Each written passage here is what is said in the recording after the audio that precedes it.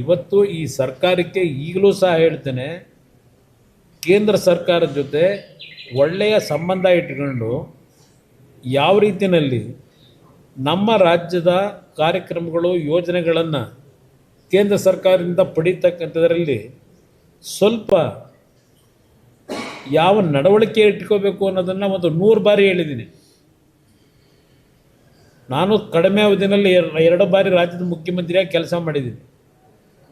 ಪ್ರತಿಯೊಂದಕ್ಕೂ ಕೇಂದ್ರ ಸರ್ಕಾರ ಮೆಕ್ಕೆಜೋಳ ಖರೀದಿ ಮಾಡೋಕ್ಕೂ ಕೇಂದ್ರ ಸರ್ಕಾರ, ತೊಗರಿ ಬೆಳೆ ಖರೀದಿ ಮಾಡೋಕ್ಕೂ ಕೇಂದ್ರ ಸರ್ಕಾರ ಪತ್ರ ಬರೀತೀನಿ.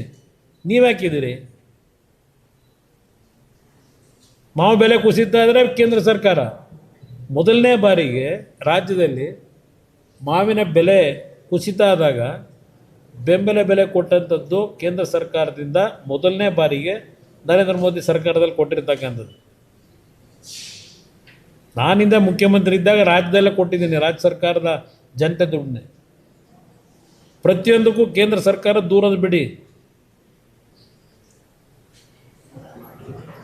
ಪ್ರಧಾನಮಂತ್ರಿಗಳನ್ನು ಭೇಟಿ ಮಾಡಿದಾಗ ಯಾವ ರೀತಿಯಲ್ಲಿ ಅವರಿಗೆ ಕಾನ್ಫಿಡೆನ್ಸಿಗೆ ತಗೋಬೇಕು, ಕಾನ್ಫಿಡೆನ್ಸಿಗೆ ತಗೊಳ್ಳದೆ ಇಲ್ಲಿ ಬೀದಿಲಿ ಬಾಯಿಗೆ ಬಂದಂಗೆ ಬೈಯೋದು, ಆಮೇಲೆ ಲೆಟ್ರ್ ಕಳಿಸೋದು. ಎಷ್ಟು ಮಂತ್ರಿಗಳು ಎಷ್ಟು ಸಲ ನಿಮ್ಮ ಇಲಾಖೆಯಲ್ಲಿ ಇರ್ತಕ್ಕಂಥ ಸಮಸ್ಯೆಗಳಿಗೆ ಭೇಟಿ ಮಾಡಿ ಮಾತಾಡಿದ್ದೀರಿ, ಕನ್ವಿನ್ಸ್ ಮಾಡೋಕ್ಕೆ ಟ್ರೈ ಮಾಡಿದ್ದೀರಿ.